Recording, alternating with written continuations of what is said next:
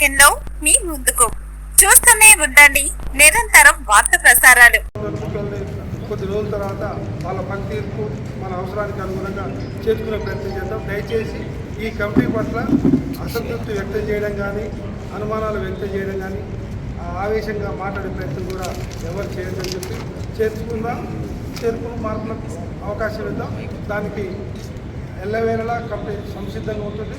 ఎవ్వరు కంగారు పడాల్సిన లేదు. ఇవాళ ఒకరి పేరు వచ్చినందుకు ఇంకోరేం లేదు. ఈ 2 సంవత్సరాల తర్వాత నేను కూడా ఇంజనీర్ అయ్యింది.